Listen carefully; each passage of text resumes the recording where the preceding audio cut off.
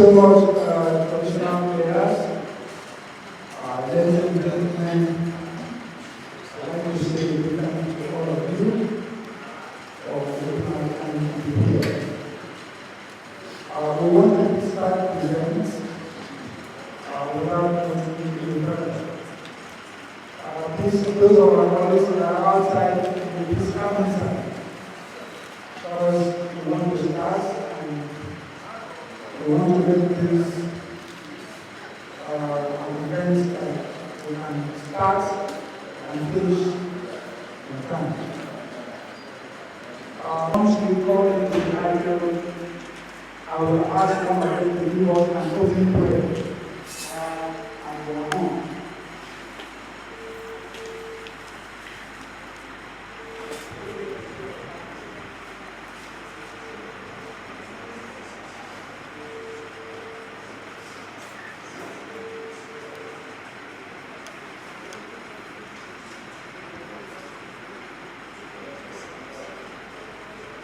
Thank you so much, ladies and gentlemen, for being patient with us. I will be working here with Mr. Osiris. Let's not find.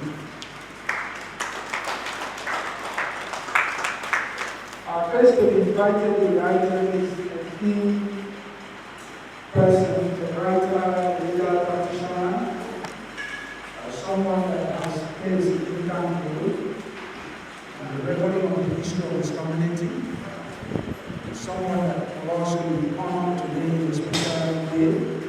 I'm talking about no other person but Okwa, Barrister, Chief Okwuelum.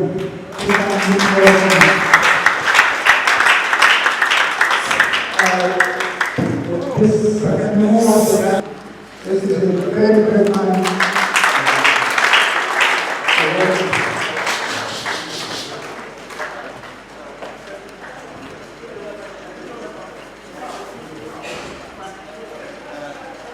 The son of this community, Uncle Alaska, President of the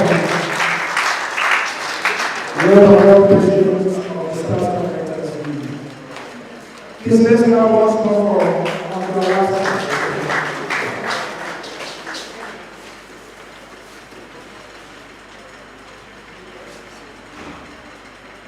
So that we can have a beautiful balance, I'd like to also move the Vice President of the South Africa, George Su. Please let's now for George Su. Please go and support the President.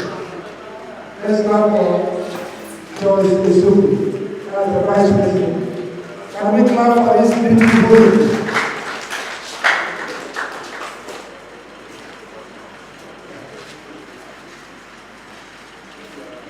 We also want to take to the high table Chief Emmanuel say please let's clap for Chief Emmanuel.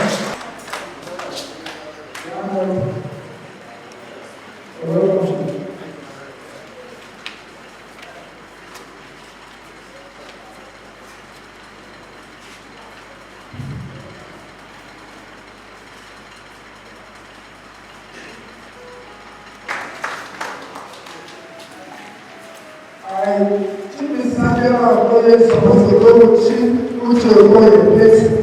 Forgive me, Chief. Can you join your spouse? Please let's clap for them. You're welcome, Chief.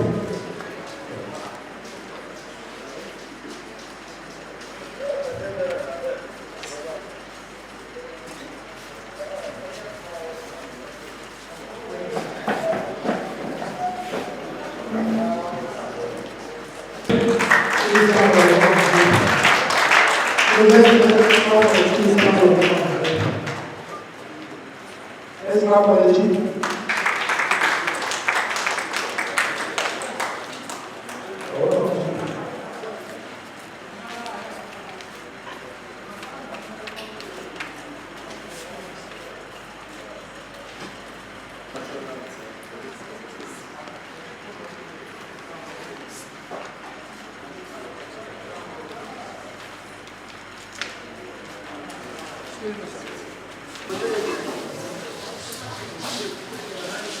Praise the Lord. Can somebody shout hallelujah? Please, if you're a man, show your cap. And if you're a woman, please cover your head. Let's rise to our feet.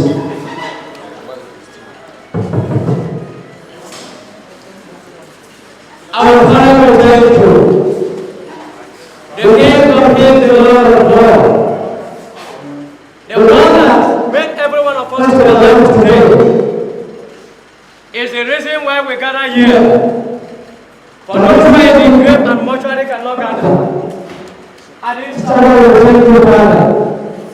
we bless your holy name, Father. In the name of Jesus. That we ask for forgiveness for sin. In the name of the have mercy and grace, Father. in Jesus' name we pray. Our Lord and most thankful Father, thank you. At this time, Father, there is nothing over the name of I invite the power and the presence of the Holy Spirit to come and take over. for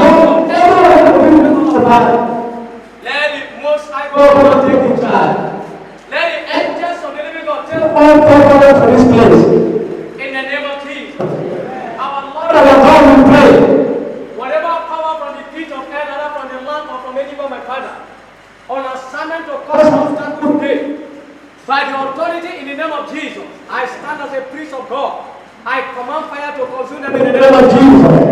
Anyone on assignment all over the Son of the Holy Spirit. In Jesus' name.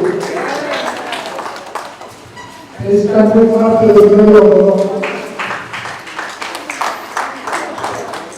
I'm sorry I will go back to ask you to stand again because I asked the musical state to give us the national anthem. Can we have the national anthem musical state?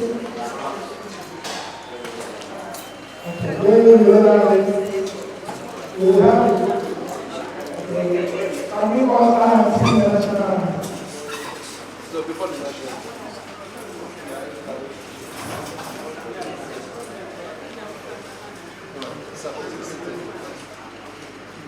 Can we rise for the national anthem, please?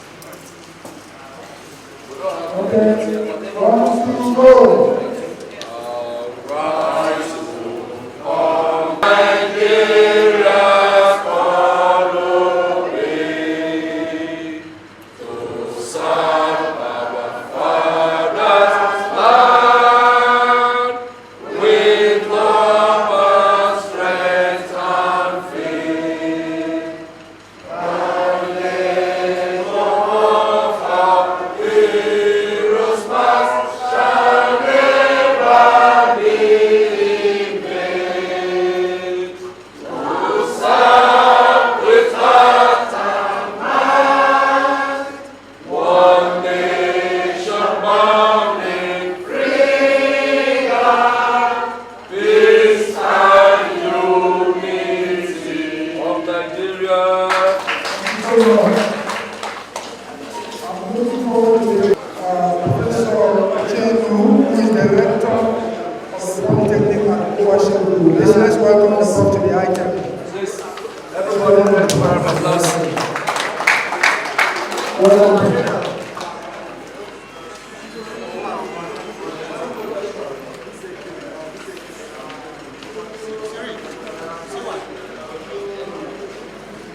Okay, at this juncture, I'd like to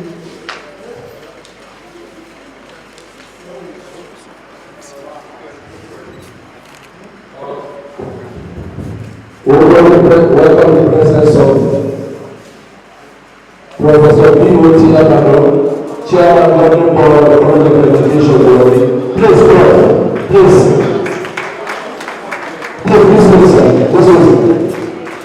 Sir. Okay, thank you, sir. Please give me an address that Professor B.O.T. Abano I will spread, sir. Chairman Governing Board of the College of Education. Listen, sir.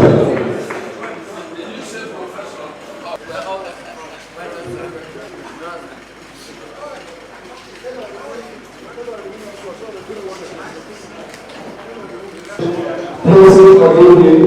I made a lot of this. Thank you very much.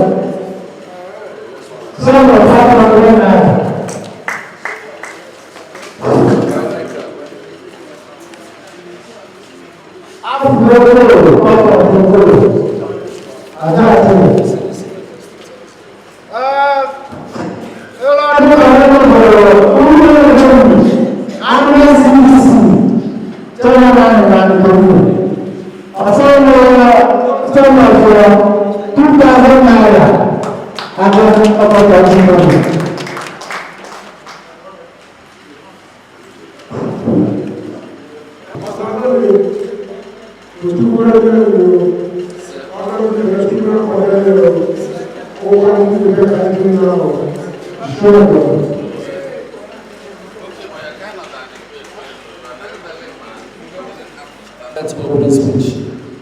The President. Address. Please, let's give Give a round of applause. as he comes to give his address. Yes. Let's give a round of applause, please.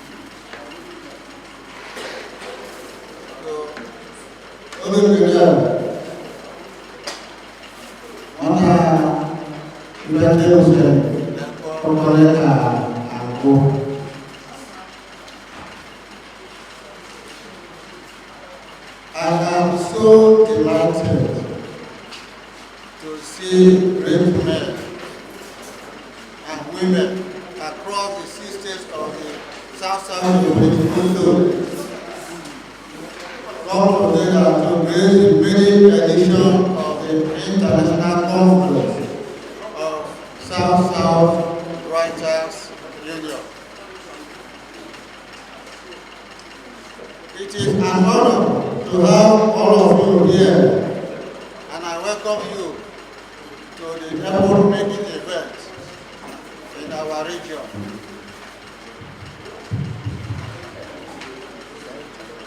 South-South Writers Union, as the name connotes, is made up of writers from Okwa, Barrister, Cross River, Rivers, Delta, and those states.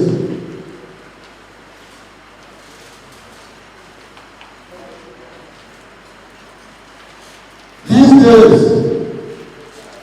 have been referred to as South-South geopolitical zone.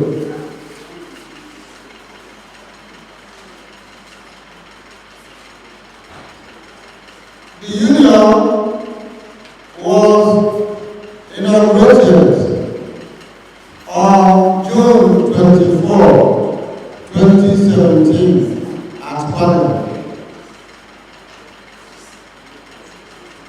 As it stands, I am the first president of the union.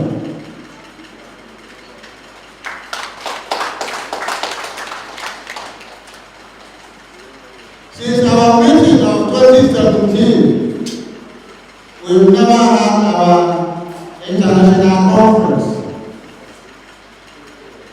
And we tried to have it early last year, but we could not because of the devastating effects of COVID-19.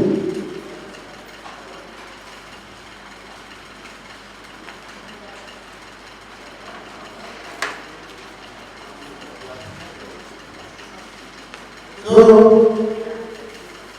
it became incumbent on us to have this year. This year is the maiden international conference. We'll be having it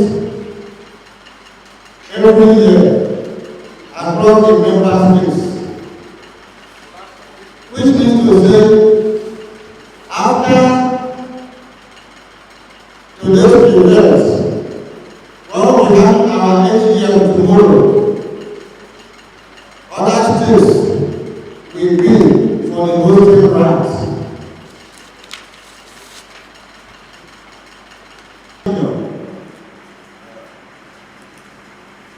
It is a voluntary organization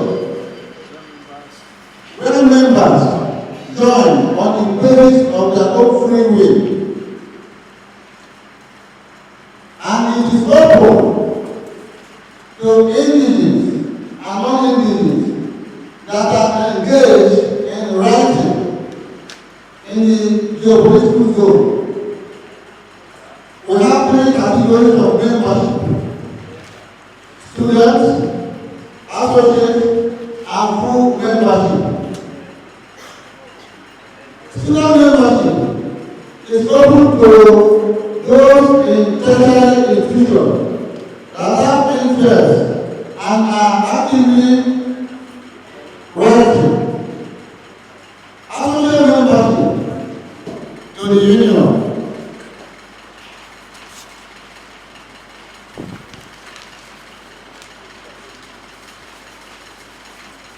Full membership is restricted to individuals who are self-entities engaged in writing and or is committed to the development and promotion of self-help through writing. This is to say that anybody from different fields of human endeavor can be a member. For another category of membership, members join by obtaining a form from a prescribed fee and returning sale to us. Our position is there. Being a young organization made up of creative minds, we want to appeal to individuals and corporate organizations for various levels of support in order to carry out our set goals. We want to engage our students in healthy academic competitions. We need utility posts and land for our literary development center. The sales center will have our secretariat, printing press, modern library, cafe, and other ancillary units. This is possible within a short space of time.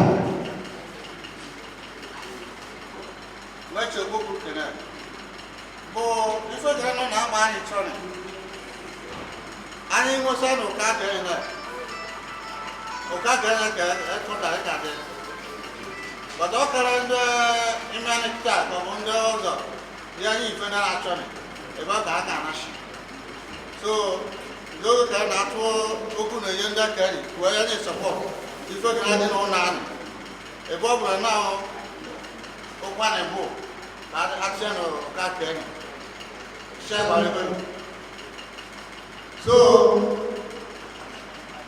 we need the support of every man, every woman, boy or girl that is interested in creativity.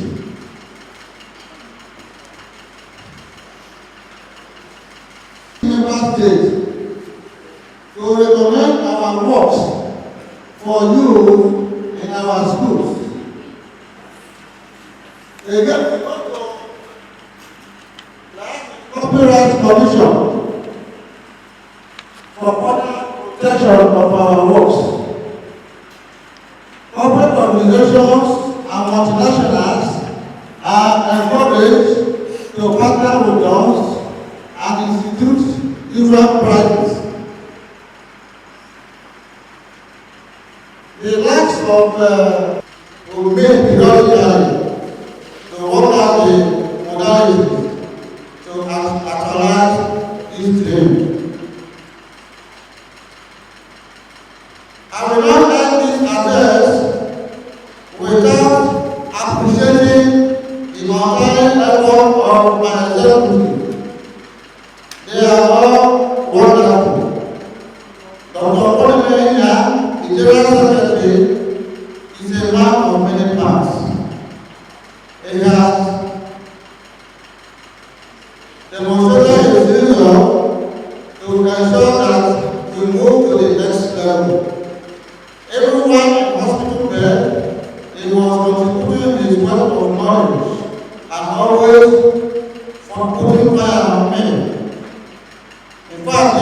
have him as a secretary. You don't need the president.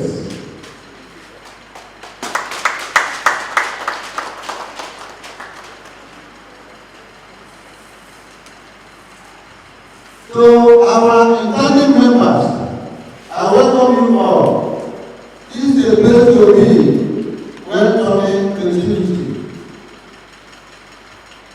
Let me also appreciate my people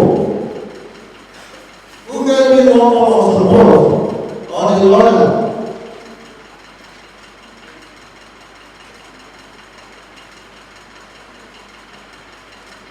One of such people is Barrister Okwuelum. He's yesterday. He told me, my son, don't cry, I'm behind you. And he has been behind me. One of such people again is His Excellency VOT Abraham. He is just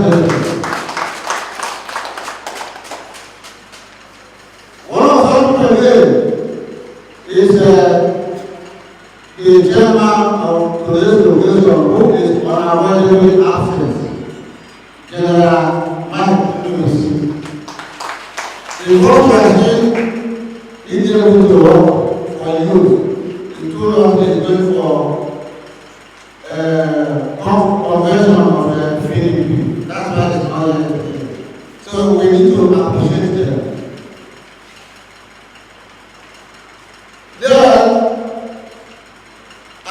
To appreciate the keynote speakers, Professor Barclays, Okwuelum. We don't give him a call. Prof, this is what we want to do. And you have been mentioned as our keynote speaker. He didn't say let me think over it. He just gave the express approval. So that's what we appreciate.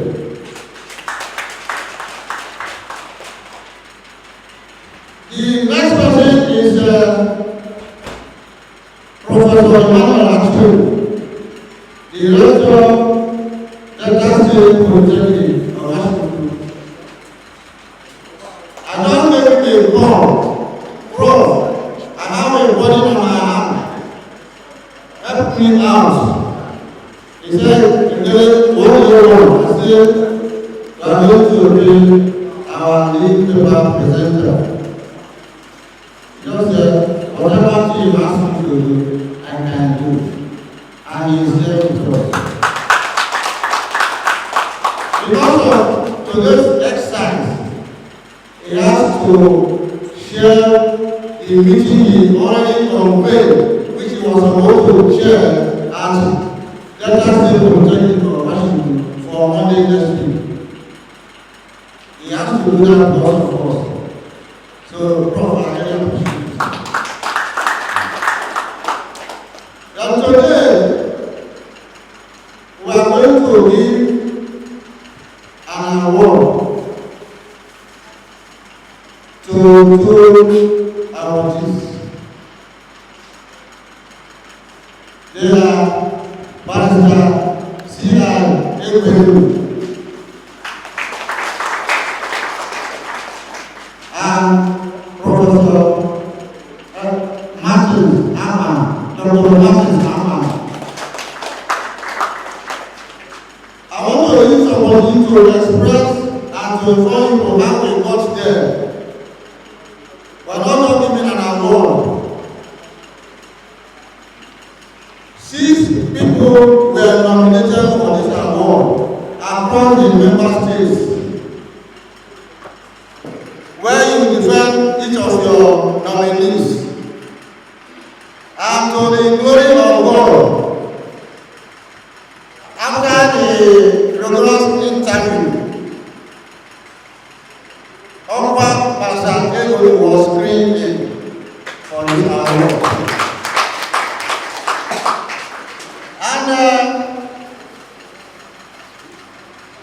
When we say we are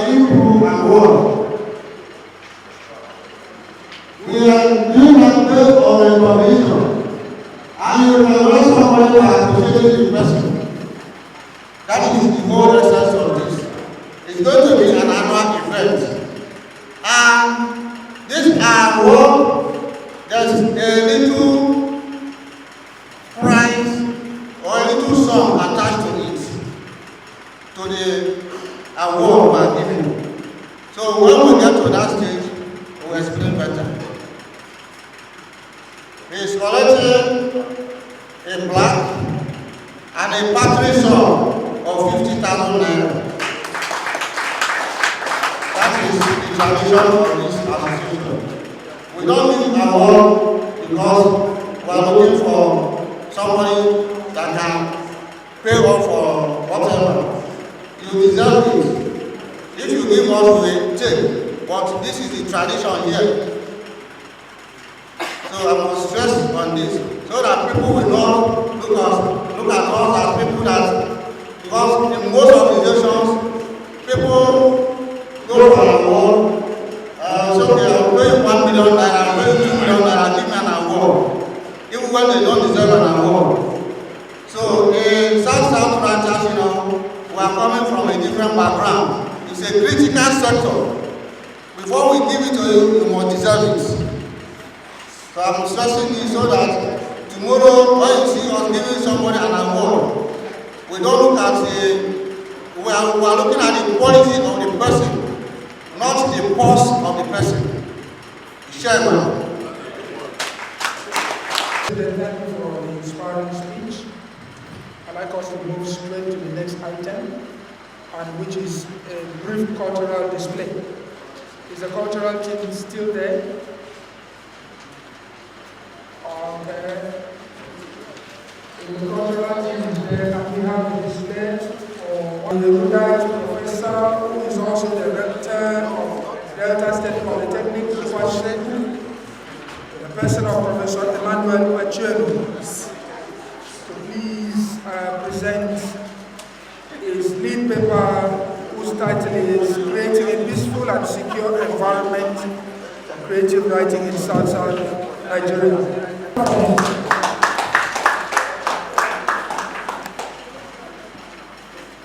Yes, ma'am. Yes. Go. Let me have your paper. I call you.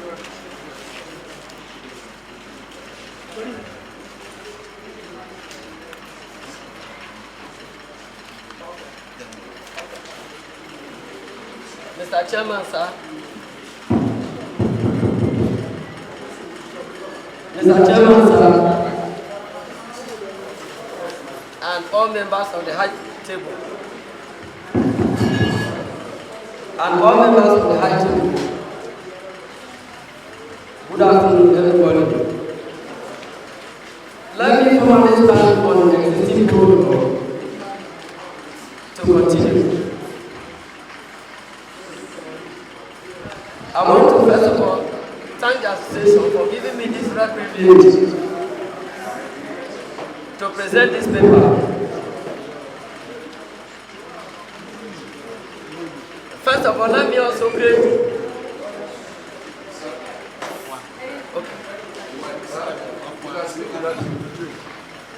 Sorry, I did not remember. Yes, thank you very much, Barrister.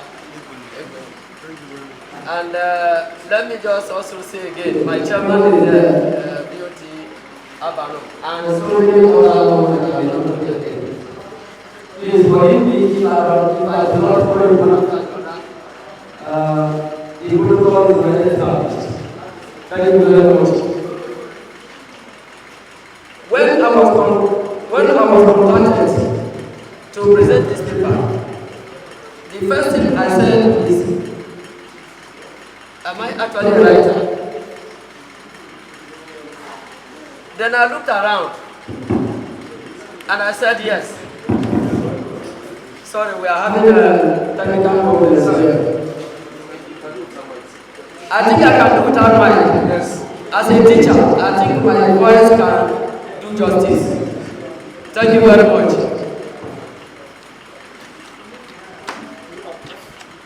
Okay.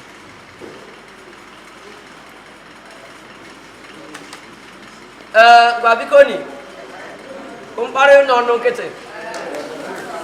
let me speak with my natural voice.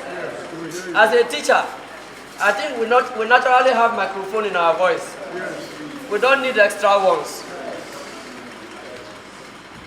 Now, first of all, let me say, when I was invited to present this paper, like I said before, I asked myself, am I actually a writer? Then when I looked around, like I said, I realized that I'm actually a writer. I think all of us are writers. Yes. The only thing is that you have to identify as one to be a writer by being very much interested in documenting whatever you have acquired as knowledge. Writing is very, very important in the sense that it gives us the opportunity to look at the past, bring it to the present, put it down for the future. Anything that is documented becomes a permanent information.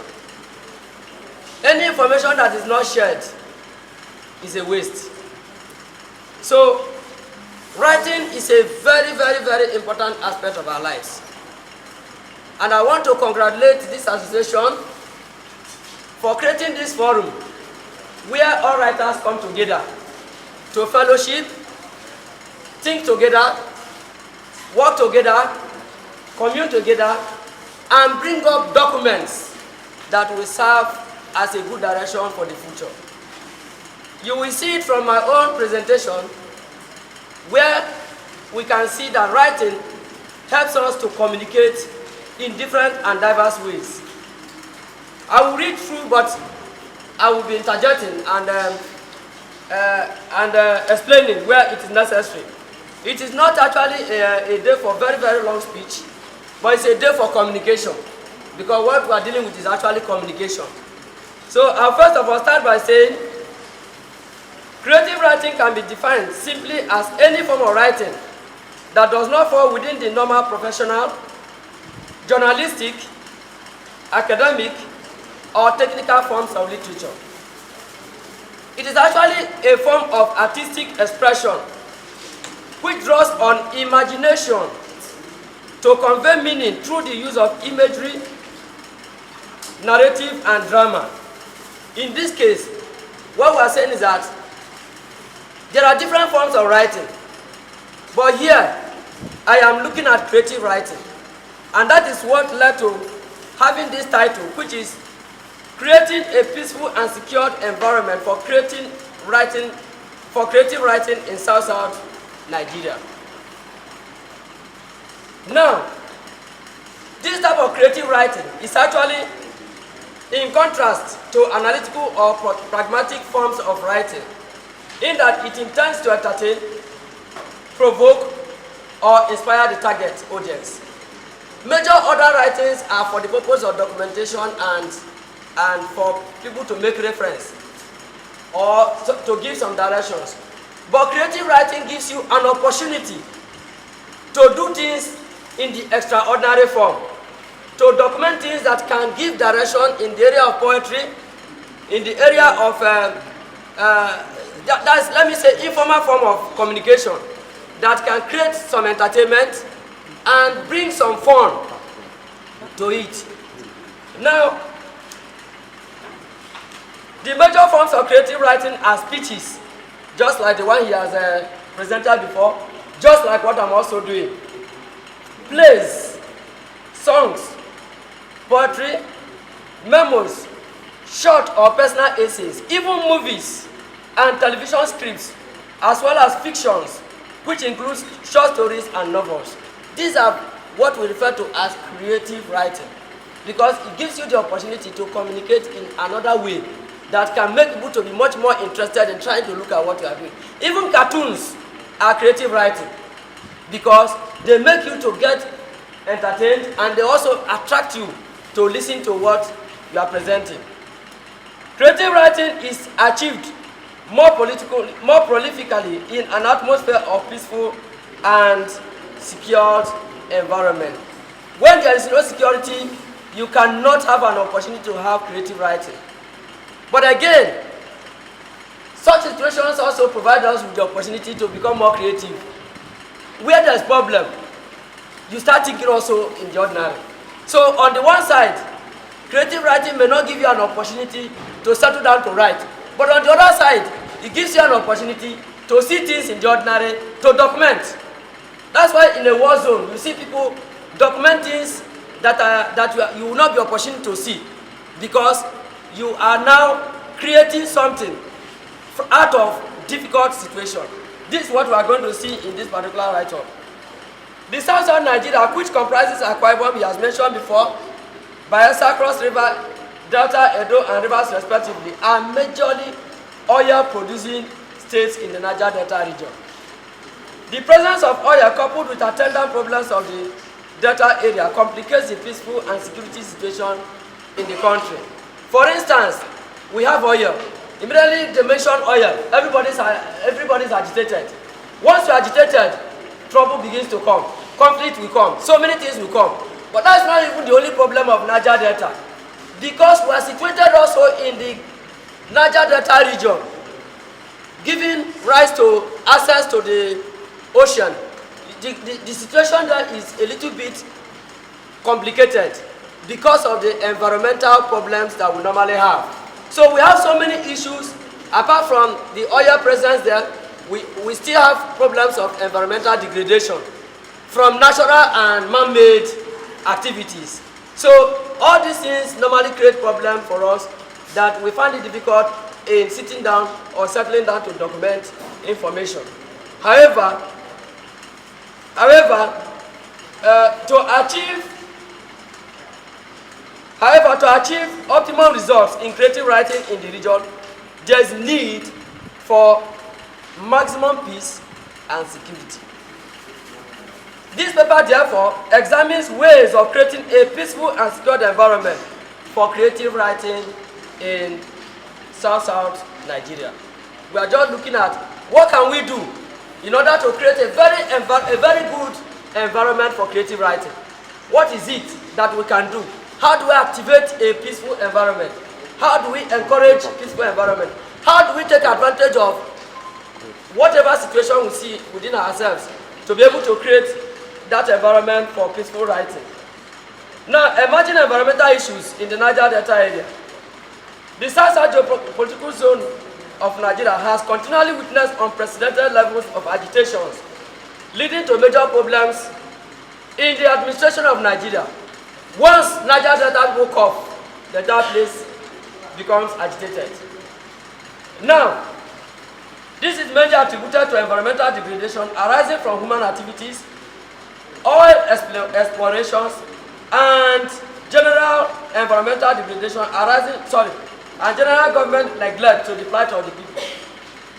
Environmental conflicts are those induced by ecological factors. Yes, of course. We know scarcity and destruction of natural resources. Once there is environmental degradation, natural resources begin to degrade. Now, if you look at what is happening, you see, even when you look at your roofs here, because of oil exploration, sometimes even those type of roofs that do not react are beginning to react because the environment is already polluted. We normally complain of our crops not producing well, fishes dying in the river, and so many things arising from environmental degradation due to oil activities. This is not the only thing. Because of this, people get agitated, people get worried, because once your resources are depleted or are affected, automatically your economy is also affected. And once the economy is affected, automatically agitation starts. This is where we normally start from, and that is where But let me tell you something. Yes, the oil is there. It's in your land. But you are not the one controlling it. You are only a custodian of the oil. You are just like somebody who has food in his house. Somebody comes, collect the food, and begin to give you whatever he likes to give you. That's exactly what is happening in Nigeria today. Now, the question is this. Do you know that if you come together to think well as a group, you will be able to move against such activities. Now let me just say something. There's something we call tragedy of the commons. I think I've said it over and over and over. Tragedy of the commons is a concept that considers a situation where, let's say we have a common facility that all of us are using. Let's say the oil, or let's say Nigeria as a whole. Nigeria is our own common space. All of us are the owner of Nigeria. Now some people now decide to misuse or mismanage that particular Nigeria. Nigeria becomes the common identity for all of us. Oil becomes the common identity for all of us. The farms where the oils are being explored is the type of common I'm talking about. It's our common space. Now, if that particular space is misused or is not properly managed, then there will be tragedy that will befall that particular common identity. That tragedy that befalls it will now affect all those who are supposed to benefit from it. That's exactly what we are seeing ourselves now. So when you look at the concept of tragedy of the commons, we are really having a common facility, a common asset that is now being bastardized, and we are all supposed to benefit from it. But because it is not being harnessed, then tragedy befalls it, and we all suffer from the same thing. Just look at going to the river to fetch water, and all of a sudden you wake up in the morning. Let's say where you fetch the water is where everybody is a common facility.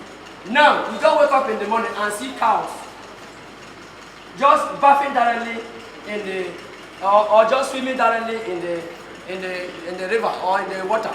Then tragedy has befallen that particular asset. Now the problem is this: you cannot fetch water. Even when you fetch, you cannot use it. And even when you use it, you will do what? You will fall sick. And so many things will follow. So that is the type of concept I'm talking about. That's exactly what we are seeing. And once tragedy befalls that common asset, the next thing is that you have been deprived. And once you are deprived, what happens? There will be there will be conflict. This is the reason why you are seeing conflict everywhere. That is where we are. Now, even though discussing, okay, I said, number one is fostering political cooperation through environmental cooperation. Now, if tragedy befalls that common asset, the only way to forge a common front is to do what we call collaboration. We are fighting for the same thing. So if you are going to a war, to fight among yourselves, you discover that you are going there to fight because of a particular common identity. And in the process, there will be now that cooperation. And once that cooperation comes, peace generally begins to return. And at the end of the day, everybody begins to reason together. So it is true that issues relating to environmental deterioration can trigger off a conflict in a region. But its capacity to provide platform for cooperation and collaboration to meet common challenges is extremely very critical and important. Common environmental questions encourage people to come together. When you begin to ask questions, you begin to think to come together. And when you come together, that adhesion normally leads to progress. So in regions where several communities are dependent on shared resources like water or land, concerted and cooperative endeavors to successfully manage such resources can act as drivers of peace, consequently building mutual faith and trust between conflicting parties. So once the parties concerned have addressed the question of ecological decline through meetings and workshops, and have paved the way for sharing information and data to ensure better solutions, there is likelihood of peace. There is likelihood that general points of contention relating to political development may overtake the discussion. Restoring social and economic security through sustainable livelihoods. Of course, everybody knows that Of course, everybody knows that sustainability has to do with using resources with the intention of leaving the same resources for the future generation to use. That's sustainability. If we all live today and destroy everything that we have today, it means tomorrow our children will not have anything to do. So first of all, we have to consider the concept of sustainability, which has to do with looking up to the future, doing whatever we are doing today, conserving what we have today for the future to continue to be. And whatever you are doing, you must continue to preserve your resources. So sustainability is very, very important, and to sustain means, just like me now, maybe because I just came and I discovered that my father left so many plots of land, and because I want to enjoy, I start selling everything. When I sell everything, I'm living a very fruitful life, but it is an unsustainable life, because I'm only going to enjoy and my children will see nothing to enjoy with. And that is exactly what we mean by trying to make sure that you live your life and create opportunity for future generations to continue to also live their own.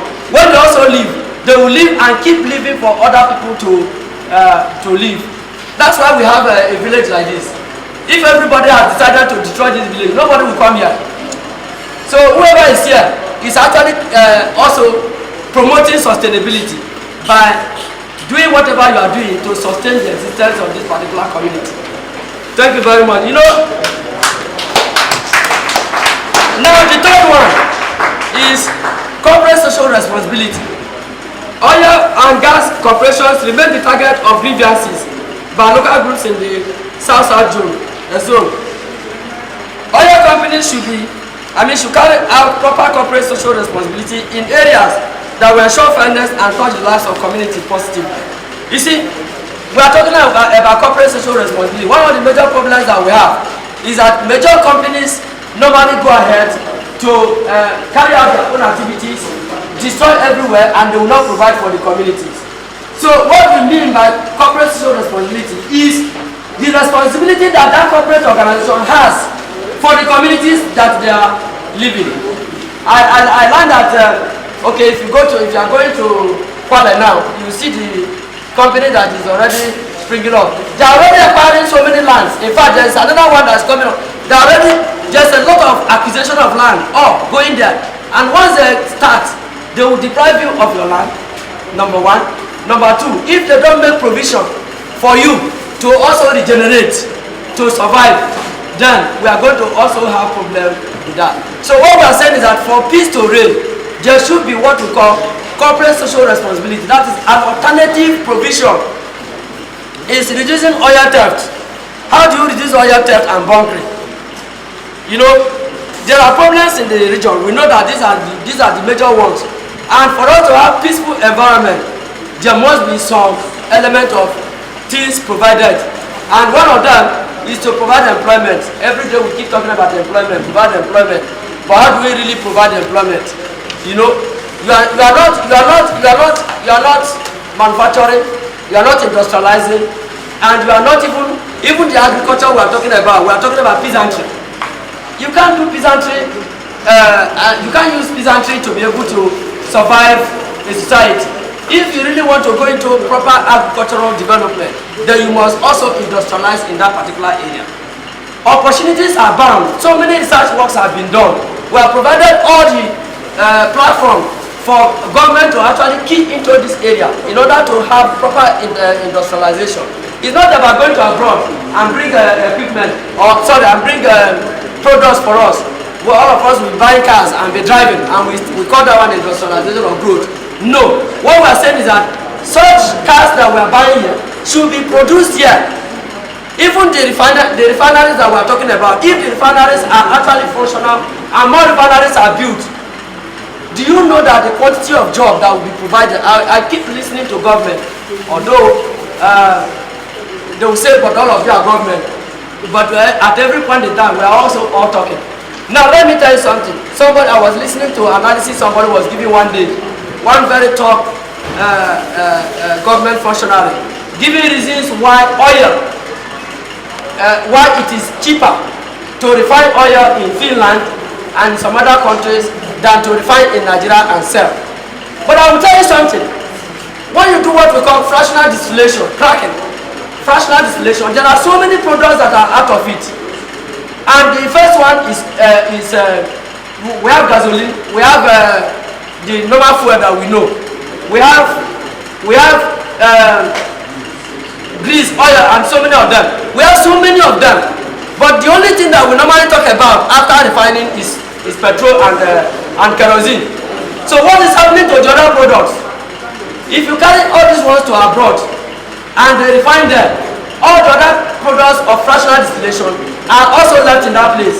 But you know that if this oil is being refined here, forget about selling of fuel. Forget about that. We are not making money when you sell fuel, when you refine here. But the other products that are also going to come out of it will provide employment for so many people. Because so many factories will now be established from that one. Why do you have to go and buy grease from abroad when you can as well produce oil here, you have grease, and companies that will be producing grease will now start establishing. So there are so many companies that will be established if refinery takes place. One refinery alone can remove so many people from the street. Yes, sir. Yes, sir. And once it's done, that is it. I'm not talking about only modular refineries. I'm talking about mega refineries and even the modular. They can remove so many people from the street. And the product, whether you make profit from that product or not, there's what we call cost-benefit analysis. In fact, there's what we call non-financial benefits. When you look at the non-financial benefits, it outweighs all the benefits that we are talking about.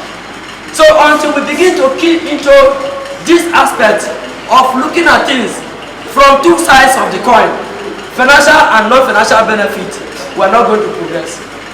So we pray that government does this so that peace will return. And once peace returns, environment for creative writing and peaceful environment for writing will become very, very apt. Now, media relations. This is where I am talking about. Media relations. Whatever we are doing today is about media relations. It's about media. The media is at the epicenter. A very good opportunity for selling or for running down of any system. Now, a very good relationship with the media will promote progress. So, whatever you are doing today, that's why I said I'm congratulating you, because creative writing will provide an opportunity for progress of Nigeria. So take advantage of what you have to demonstrate positivity by bringing out the good side of our people as a nation and project it positively. It is not only about the negative aspect, it is also about the positive aspect. I notice that all the problems that we have here in Nigeria, a lot of them, also if you travel outside the country, they have so many of them. If you are in the UK, you will see every time they will be writing that somebody is missing. If you are in South Africa, you will see it. Advert every day. People are always missing. But you can never see it anywhere in the media. They will only end up in all those boards. So many things that are happening here are also happening in those places. But they can never report the negative aspects. They always report the positive aspect, thereby encouraging their people to continue in positive thinking. Okay, finally, although there are so many other ones, reconciliation can also bring about peace. Reconciliation and dialogue will bring about peace. That arms importation that used to lead to a lot of problems in the country. If we try to play down on how arms get to the hands of people, definitely peace will come. A situation where everybody is brandishing arms all over the place. Why would there be peace? There will be no peace. Then, another thing again is human capital development. They say knowledge is power. The more you educate people, the more you create opportunity for people to also, anybody that stops learning is the one that is dead. Everybody is always learning. So, you keep learning until the last day they put you in the ground. So, keep educating people, keep making people to learn. The more you learn, the better for you. The more the society learns, the better for that society. So peace can only come if we are all informed. So that is that last one. The final last one is effective early warning system and transparency and good governance. Effective early warning system means being able to identify red flags. What I mean by red flags is that when you are beginning to notice that there is going to be a problem, you move ahead of it. As a good leader is somebody who moves ahead of everybody. A good leader is not the one that follows. That's why you are a leader. But majority of cases, you find out that people, like, we normally do what we call reactive, actions. We don't take actions as a proactive. So if you are proactive in nature, you avoid problems, you avoid unrest, you avoid breakdown of peace and security. But if you are reactive in nature, you can only try to mitigate a problem that is already created. And of course, such environment will not be very good for creative writing. So proactive behavior and reactive behavior are so important in giving direction to whatever we are talking about. At the end of the day, everything comes back to good governance and transparency. All the things that I'm talking about since are under the umbrella of good governance and transparency.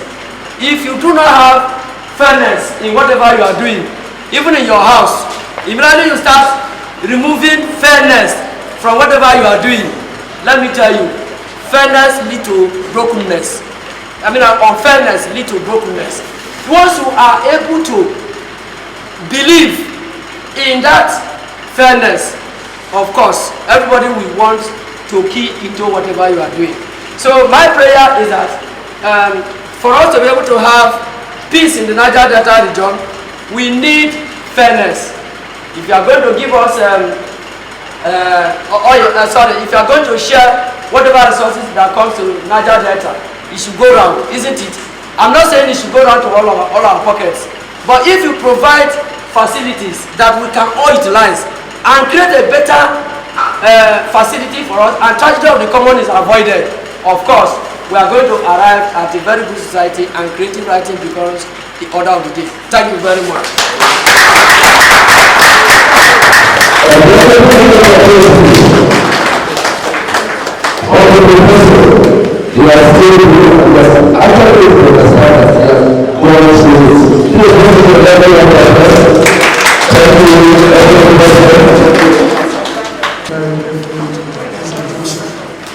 At this juncture, I'd like to invite the cultural troupe to give us some cultural performance while we take up the next step to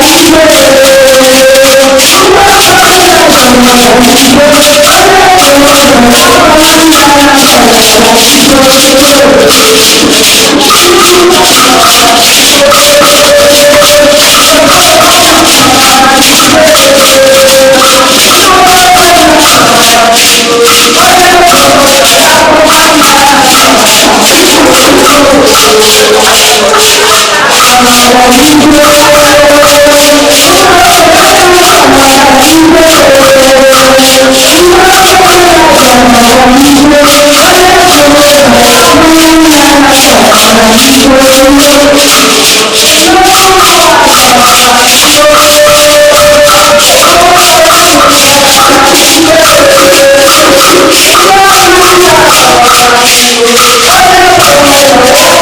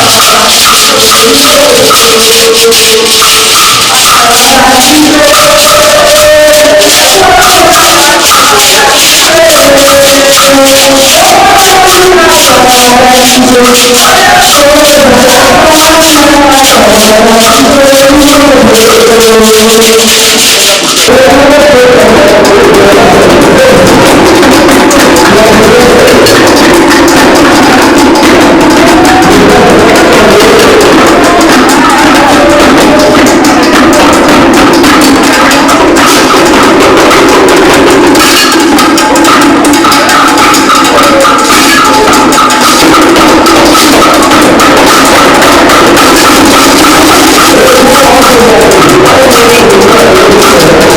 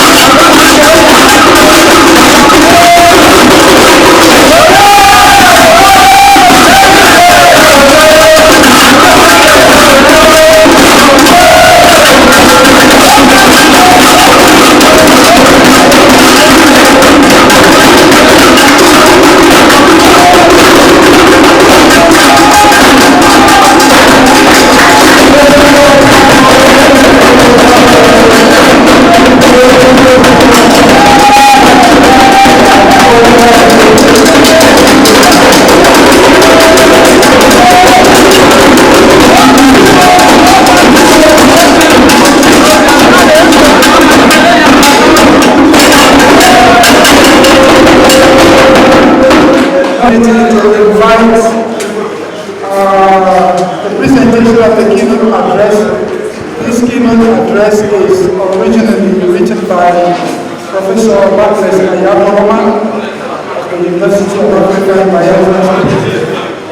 The presenter of this paper on his behalf is Professor Barrister of Delta State University. Please let's welcome Professor to present the keynote address on behalf of Professor Barrister.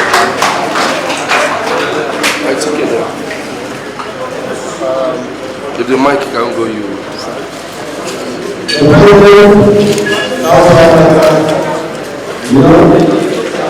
Members, distinguished members of the high level, ladies and gentlemen, I am here to present the keynote on behalf of Professor Barclays Fobori Ayakruma, and the title of his presentation is The Role of Radio Presence in Nation Building. Preamble. Let me first appreciate the organizers of this event for inviting me to deliver this keynote lecture at this auspicious occasion. I commend you because I know what it takes or what it means to package the program of this magnitude. When Dr. Faniwe called on me to inform me of the keynote decision of members of the organizing committee to invite me to present this keynote, I will not hesitate in confirming my readiness to be part of this event. This is because I find the topic very hard at a critical time like this. We all know that peace and security have become very eventful in very critical issues of today's Nigeria. In the Nigeria, we are still unsure that militancy has become a thing of the past. And so, it is in keeping to discuss this particular issue and the role of creative writers. Having said that, we go straight to the introduction. Let me quickly say that I'm going to talk to the paper. However, I am not the author. We have to talk to him because we are mindful of the time. Introduction. The title of my lecture is The Role of Creative Writers in Nation Building, with particular reference to the Niger Delta and by extension the Nigerian society. The implication is that I will examine how creative writers can contribute to the development of the Niger Delta and of course the Nigerian nation. In this direction, I will examine a few socio-cultural and political realities to highlight the role creative writers can play in the circumstances. Nonetheless, we agree on the concept of a creative writer in the context in which the term is used in this presentation. Let us note that we have the following as the aspects of creative writing. We have the novelist. The novel comes under prose. Prose literature is the one we talk about. It features prominently when we're talking about creative writing. Prose literature is novel writing, short story writing, and stuff like that. We also have poetry. Poetry is a very creative aspect of creative writing. It is a shorter form. It engages in economy of words. And we also have the drama. Many of us are dramatists. A dramatist is also called a playwright. They are the ones that display their creativity through the use of dialogue. We have communications, public relations specialists. As a creative writer, you can be gainfully employed in any organization as a public relations officer or specialist. You can also be a consultant. In public relations, you have to manage the information aspect of that particular organization. Also, under public relations, you may be gainfully employed as a speech writer for government, for non-government bodies, or for individuals, depending on your capacity as a creative artist. You can equally be a copywriter. A copywriter are those who are engaged in packaging messages for advertisements. All kinds of copywriting fall under creative writing. In this particular aspect, you use your writing creatively to tell the people the kind of story they want to hear, especially marketing stories that have to do with advertisements. Many a time we see commercials, we see radio jingles, and so on and so forth. Or even billboards. These are works of creative writers. Again, we have grant proposal. Many of us in the academia, you find out that we have challenges in terms of writing for grants. When you want to write a proposal for grant, you consult a creative writer because they are wordsmiths. They know how to manage words. Under the issue of creative writing aspects, you have economists. You even have cartoonists in newspapers, magazines. They are all creative writing. In creative writing, we employ the use of imagination. You do not just draw, naturally you draw from the experience, you draw from circumstances around you, but basically you convert them into creativity. It is not documentary, it is not history, but they are all encompassed in creative writing. Now, some of the benefits of creative writing are as follows.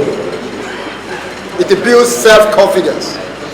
Nothing gives you joy or greater joy than when you see your name in print or your name on the blog, the back cover of the book as an author. When you see your name there, it boosts your confidence. You want to do more.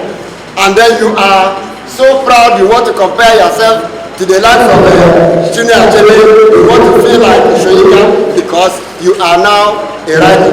You have come into the family of writers. What gives you the privilege of being here today is because you are either a writer, we are all writers in various ways. So it gives us some kind of confidence, sense of achievement. When we are thinking that is one of them. Enhances artistic self-expression. And when you are a creative writer, your self-expression is perfect. You are a wordsmith. You don't need to look for words before you can express yourself.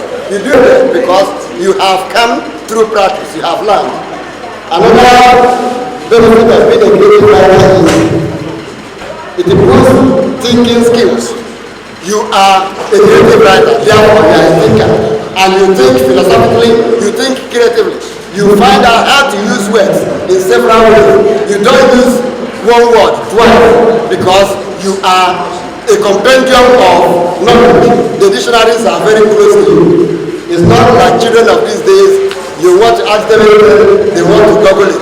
In our time, when it comes to assignment writing, composition writing, essay, your dictionary is by your side. Whether it is Michael West as a that period or any other kind of dictionary, you consult it. It also fosters your empathy. As a creative writer, you are very close to humanity because your subject is human. It is human beings that you are addressing. So your empathy, your closeness is very near to human beings. You want to understand, you put yourself in another person's position because as a creative writer, you are writing about human beings. So you understand the psychology of human beings, the way they feel when they are happy, the way they feel when they are hot, when they are in sorrow and stuff like that. So all these are benefits of being a creative writer. Also, it enhances clarification of thoughts. When you are a writer, your thought flow is clear. It is organized and you know exactly how to put one paragraph before the other. It also develops your communication skills. Yes, as a creative writer, you are a communicator. Being a communicator, you are at home with language. Language use enables you to know exactly what to say at the right time. In any occasion, you know what comes before what. You do not make light of issues when a serious issue is being debated and stuff like that. It lets us better understanding of the mechanics of writing. As a creative writer, you understand the language of words. If it is film that you're writing, for example, you know how to use shots. You know how to creatively put full stop where for such to be. You know how to engage all the paraphernalia of writing, be they punctuation marks, paraphrases, brackets, anything that you need. You know where to place them because you are well organized. The writer enumerated up to 11 points here that are careful aspects of creative writings. I'm not going to remember all of them. But the last one here is that it is fun. Yes, it is fun to be a writer. Every writer can do something. I recall one time when late Professor Larry was being interviewed. He will tell you that sometimes that he writes naked. Many times he will be in his bedroom, the dog will strike him, he will run out, soap and all, and then come and jump down and runs back. If such a thing has not happened to you as a creative writer, you have not started. You recall also that the prison notes of Wele Soyinka, the man died. He wrote it in all manner of documents, including newspapers, torn newspapers, toilet tissue, anything that he could lay his hands on in the prison is a writing material. All this idea of exam malpractice, students writing on their body, it is also part of creative writing because as a prisoner, you are looking for where to hide information. You can write on your palm, you can write on your hands, so that one day there is this information about Soyinka. One of the papers he wrote as in prison, it was confiscated. But when he was released, this man was able to write every gathering that he put down on paper while in prison. He recorded word for word over 100 pages of work. That is fun. That is creativity. That is the ability to persevere. And let me down here in my own way that being a creative writer, you must learn to persevere. You know, Judge Bernard Shaw said that genius is 99% aspiration and 1% inspiration. If you are called upon to be a creative writer, you don't wait to be inspired. You have to be at it night, day, any hour. So it is a calling. It is something you simply cannot help doing. Creative writing is fun. It makes you the man, the woman, the boy or girl you are. It gives joy. Now, an uninformed person is a deformed person. So a creative writer makes you a better human being, and that is an aspect of development. Develop a human being and you have developed a nation. It's not all by structural development, it is just by human development. It also reforms the individual. It reforms the individual to awaken the need to change their situations.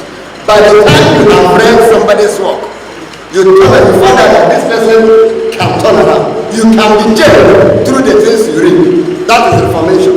You can actually be turned around because when you read, you understand the way other people live. You understand the way things are happening, and so you make it turn around.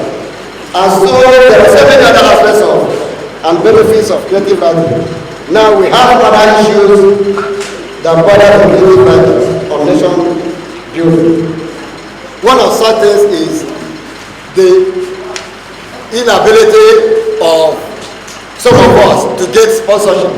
You find out that we are all entrepreneurs, writers that write for years. And so they also have to write better language, for the education of the people. Now, the challenges of creative writing, I have said it, one of them is funding. One of them is funding. Having money to practice. Our people, they really want to die. People are no longer bound. Nobody is dying. Government is not even interested in us anymore. So we are calling on them to find out, encourage them, encourage universities, encourage secondary school and primary schools to recommend our books so that when they read us, they find out our children should get away from handset. They should deviate from telephone and focus on reading because when you are reading, you are learning more than is expected of you. You develop better than your mates. You find out that some of us will have converted this event today into drama sketches and so on and so forth. So the keynote speaker is saying that encourage your children to read a book a day and the society will be a better place. Thank you.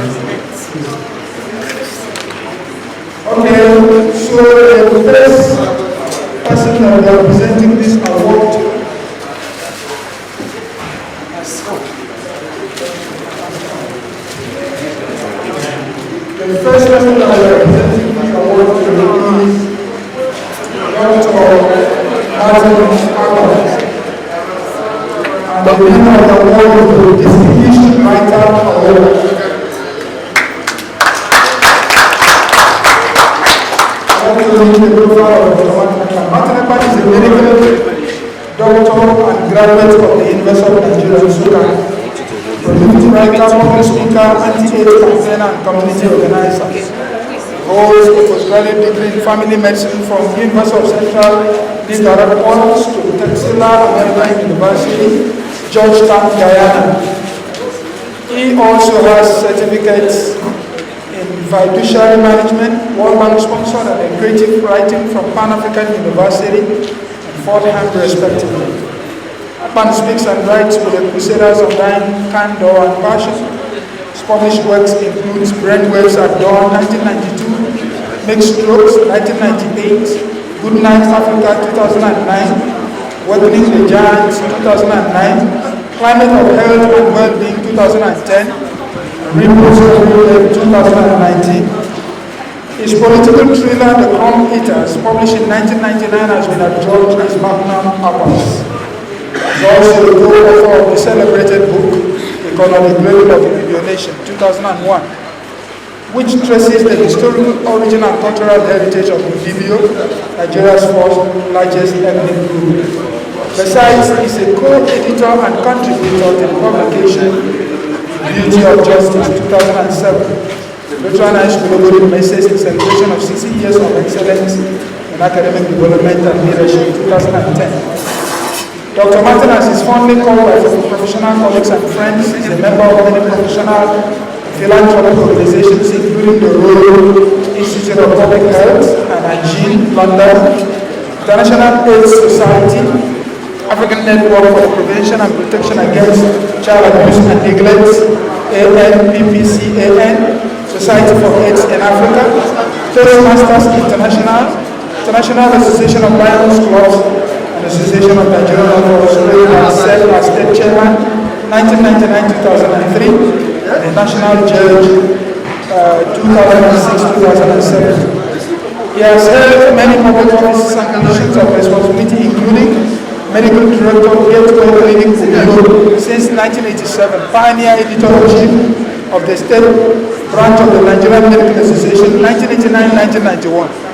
Medical columnist, the Pioneer Doctor, Weekend Pioneer, 1996-2000. Member of All Governors, Lutheran High School, Okwuelum, 1998, member, Pioneer Governing Council, Akwa Ibom State School of Remedial Studies, now College of Science and Technology, 1998, chairman, Akwa Ibom State Action Committee of AIDS, AXACA, 2003-2013, associate editor of Medical Journal since 2015, member, Uyo Cancer Registry Advisory Committee, 2016 to 2018, Director of Medical Services, Minister of Health, Uyo, and State Chairman, Medical and Dental Council of Nigeria, 2016 to 2018.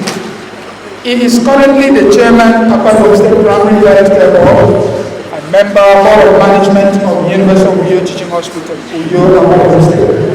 Martin Akpan has listed in many prestigious biographical publications. This includes New Nigeria School, Directory of Nigerian Development, and International Director of Distinguished Leadership, Raleigh, USA.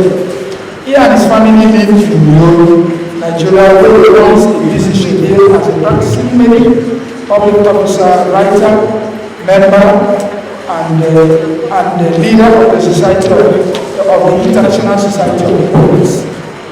Ladies and gentlemen, after a very rigorous screening process, the Board of Trustees and the Executive Council of South Sami Writers Union found Dr. Martin Akpan worthy to be given the award Distinguished Writer Award. It is on this note that I will ask the lady standing here to hand over this plaque to the President, who will then in turn hand over the plaque to distinguished as a partner and sponsor of our organization, to now make a formal presentation to Dr. Martin Akpan. President, it's to present this award, I call on His Excellency VO Chairman to present this award.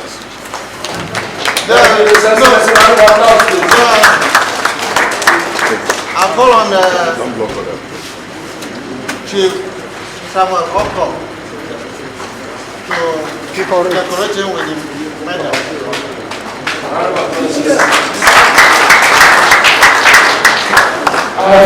It should be the decoration first before the presentation of the plaque. Huh? Oh, the cash. Where is it? I don't know.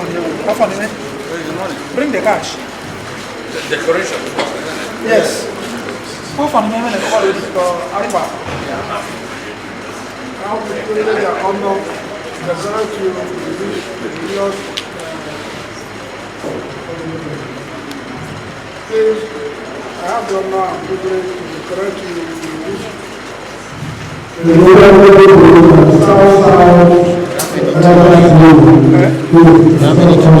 How much is it? Don't worry. Congratulations. Yes. In addition to the medal you have been awarded, Dr. Akpan, I wish to congratulate you for having been successful through the screening exercise. I appreciate what this group is done with the Writers Association, and I think it is what's been encouraged and emulated.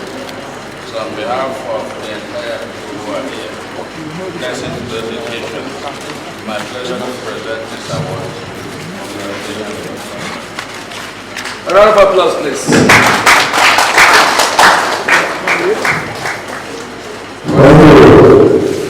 Paparazzi.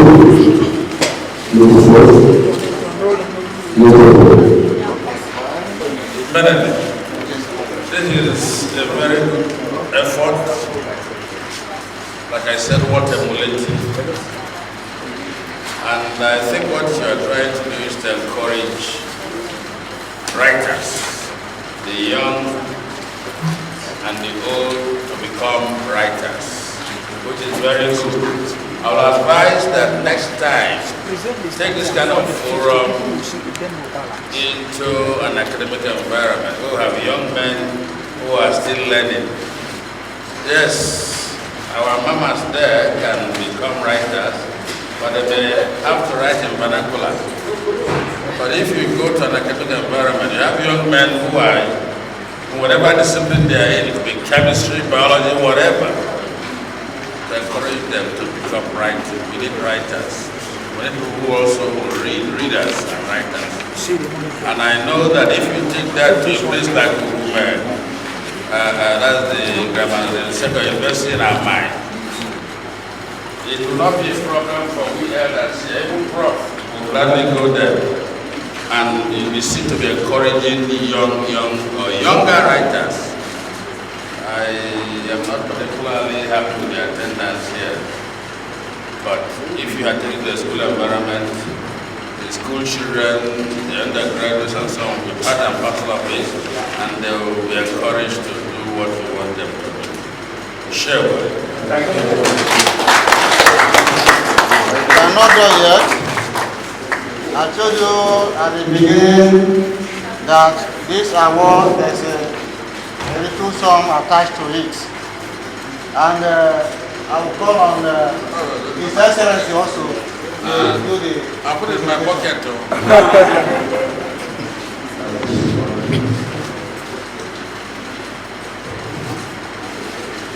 Any commission? My brother, Dr. Martins. Wow. How is the bullion vehicle to take you back? Congratulations. It's a token, I guess. Thank you. From the Writers Association. It's not a small money. 50K and big money. Congratulations.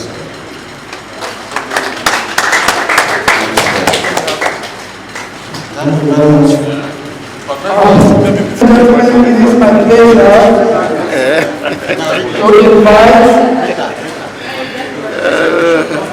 to invite Okwa Barrister Okwuelum to please receive his award. Okwa, I have the seats. No, that's too tight. Please,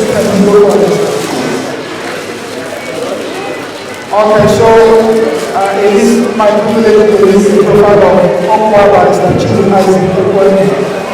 Barrister Okwuelum, who is now in his early 80s, hails from a one-acre family of OGUME, quarter of the town NDOKWA West area of Delta State. Is another one in his quarter? Is Okwa in his quarter? Barrister Okwuelum was one of the 7 trustees of the Incorporated Trustees of Okwuelum Development Union from 1996 to December 2016. And he represented his quarter, Izumpe, in the trustee establishment. He's a man of the people and his name rings a bell in NDOKWA. He's a prolific writer on current Okwuelum social issues.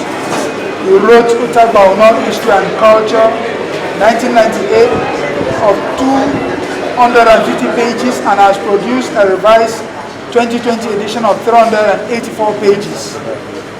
The book exhibits a comprehensive analysis of the subject matter of the 17 chapters, and it is so far the first book on Okwuelum history, with lucid historical and legal presentation of how Okwuelum evolved and managed its complex intra-group relations. He is the author of My Life, My Way, his autobiography, which has been described as a battle of life. He is the winner of the 2nd Best Family Award in NDOKWA West Local Government for the International Day of the Family year 2000, which award was conferred on him and the other winners from other local government areas by the Delta State Government at a ceremony at the Unity Hall, Government House, Asaba on May 15, 2000, among several other awards.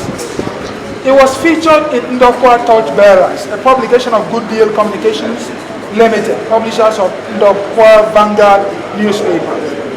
Barrister Okwuelum is well educated. He received his LLB 2nd class honors degree from the University of Lagos in 1973 and was called to the Nigerian bar in 1974 after attending the Nigerian Law School, Victoria Island, Lagos. His legal career started as a state counsel in the Federal Ministry of Justice, Lagos in 1974, And in March 1977, he joined the Nigerian National Oil Corporation, which, with the merger of the Ministry of Petroleum Resources, became the Nigerian National Petroleum Corporation, NNPC, established in July 1977. He worked as a legal officer in all the sectors of NNPC and rose to the top management rank as the legal advisor of the National Petroleum Investment Management Services, NAPIMS, before his retirement in August 1995. From 1990 to 1995, in NAPIMS, the operating arm of NNPC, he handled the legal aspect of the following landmark projects: the Oso Condensate Project, the Escravos Gas Project, the first Memorandum of Understanding MOU 1986 between the multinational oil companies and the federal government, and the 1991 revision, the Force Petroleum Joint Operation Agreement JOA between NNPC and its multinational JV partners, 1991, the NGL project, also 11, the 1993 production sharing contract, PSC. He handled international litigations and arbitrations arising from crude oil sales contracts in Athens, Houston, London, and New York. He was involved in the structuring and establishment of the following subsidiaries of NNPC: Nigerian Petroleum Development Company Limited, NPDC, Integrated Data Services Company Limited, IDSC, Warri Refinery and Petrochemicals Company Limited, WRPC, Kaduna Refinery and Petrochemicals Company Limited, KRPC, Pipelines and Products Marketing Company Limited, PPMC, excuse me, Nigerian Gas Development Company Limited, NGDC, and LMA Petrochemical Company Limited. During his 18-year stay in NNPC, he attended several international courses and field seminars on oil and gas in many reputable institutions across the world. Barrister Chidi Isaac Okwuelum is a member of the Nigerian Bar Association since 1974, and until his retirement from NNPC in 1995, a member of the International Bar Association, National Resources Section from 1986, and the Association of International Petroleum Negotiators, Houston, Texas from 1991. He is presently a consultant in the firm of Clark and Mohammed, barristers, solicitors, and notaries public. Since his retirement from NNPC in August 1995, he has lived comfortably on the goodwill flowing from the tremendous impact that he made in the Nigerian oil and gas industry during his service in NNPC. He's one of the outstanding philanthropists of our time, and his philanthropism knows no bounds. He lost his dear and beautiful wife in December 2020. May our soul rest in peace. Ladies and gentlemen, it is on this call and in full recognition of the illustrious contribution of these elder statesmen, Barrister Isaac Chidi Okwuelum, that the Board of Trustees and the Executive Council of the South-South Writers Association, otherwise known as South-South Writers Union, found him worthy to be conferred with this wonderful award of Distinguished Writer Award. Please let's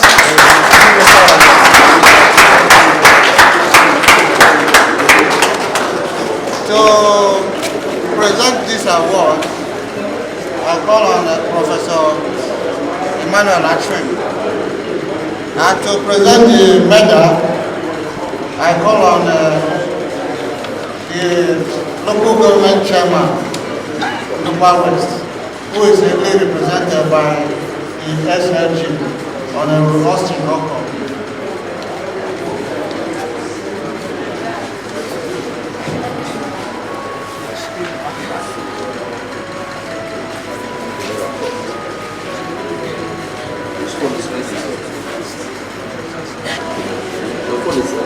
And I present to you our statesman, Okwa,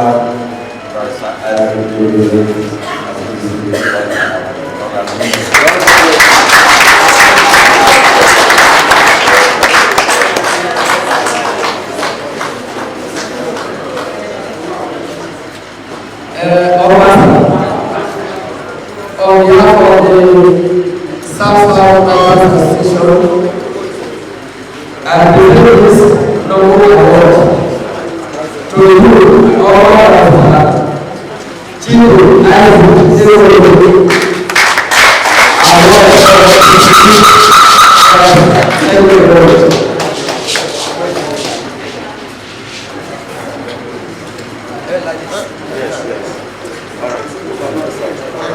Dr. Friday, your question. Don't mind the size of the cups. Sorry, I ordinarily was supposed to put it in an envelope, but if we do that, many people may not believe in what we are doing. That's why this money is in group. So you can be there with us.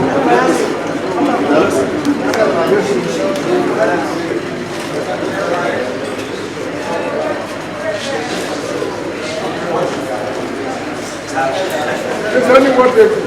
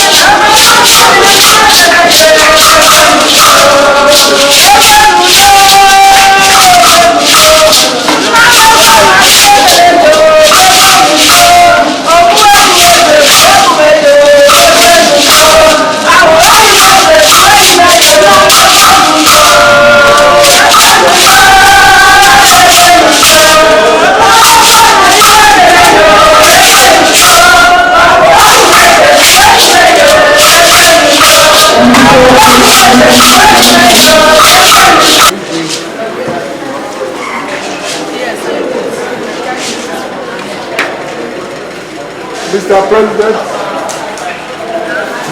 distinguished ladies and gentlemen on the high table,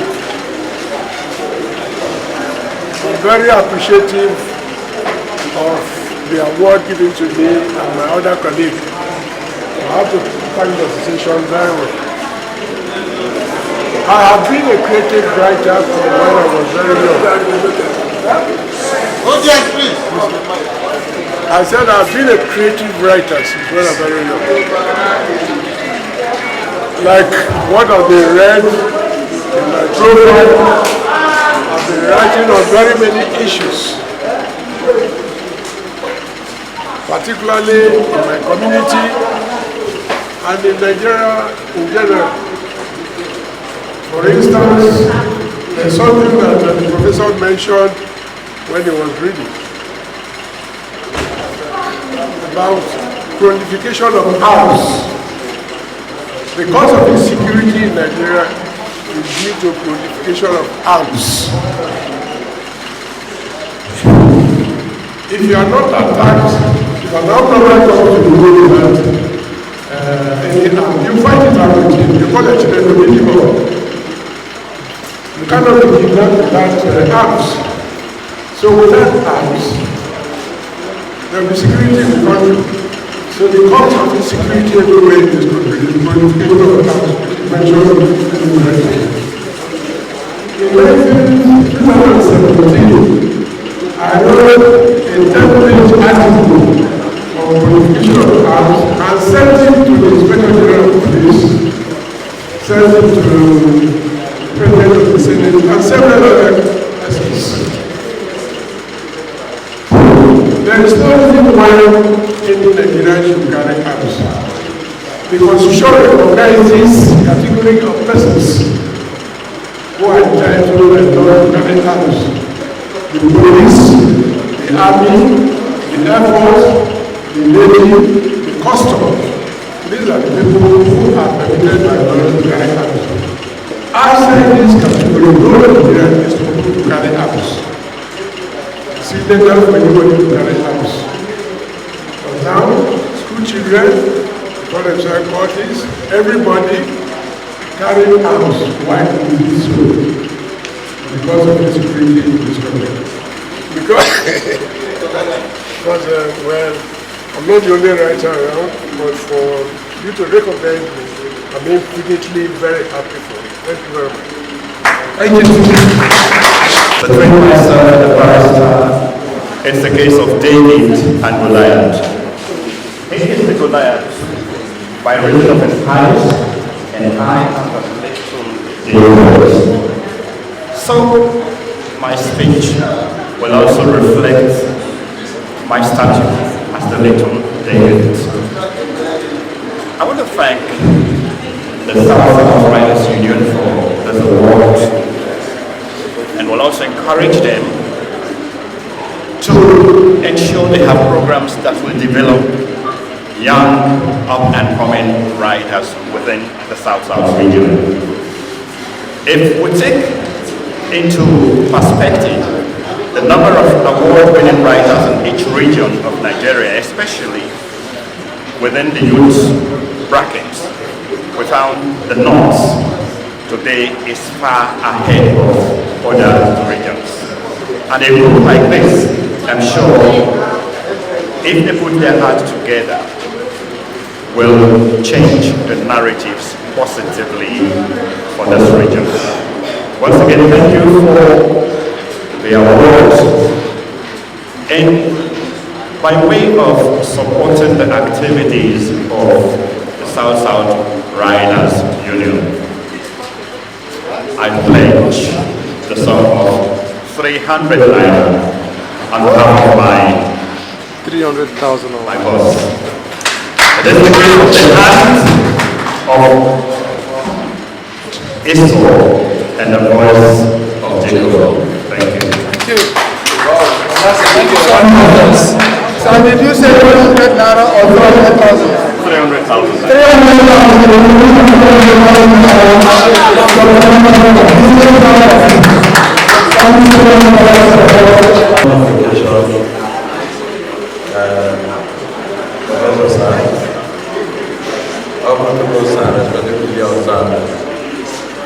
I am standing in for my boss, and you know, as a public servant, my boss has related to you that you come and see his office so that you do whatever you have to do in the office.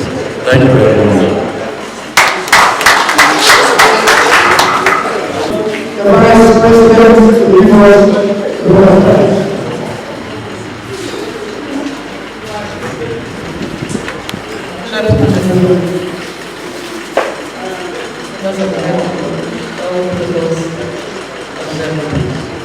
I wish to thank everyone that has been to this opening ceremony of the South-South Writers Union dedication. The awardees, our keynote speaker and paper speaker, the chairman, our women that made the name colorful, we're grateful to you. And the young men that gave us another drum there, we're grateful to you. Everyone that has come, we're very grateful. Thank you. And this land gave us enough food since we arrived. We're grateful. We went out yesterday, saw some parts of the town, and met some people and saw some cultures. We're very grateful for all we've done so far. We're still here and we hope to get your cooperation, just as we have done so far. Thank you very much. God bless you. Thank you so much for this contribution of $5,000. God bless you. And this is all the rest of the prayer.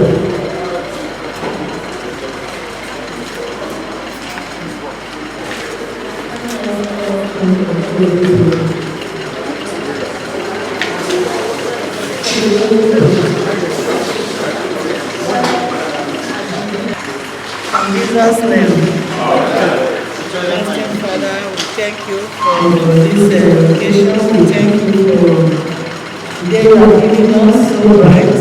We thank you for the successful outing today. We thank you for everything that has happened here. We thank you for life. Your God, we pray that as we are going home, we go deliver of us in Jesus' name. All of us will get to our destination safely, and what we have come to do today will remain indelible in our lives in the name of Jesus. Thank you, Lord, because I know your answers. In Jesus' mighty name we are praying. Thank you so much.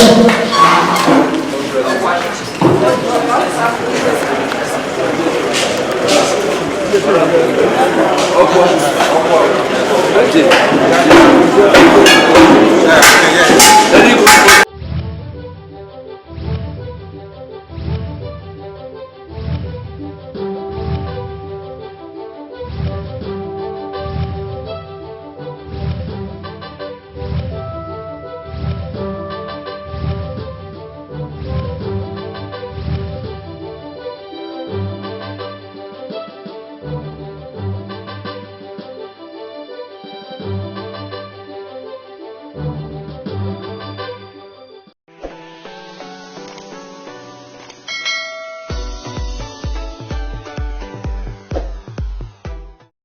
I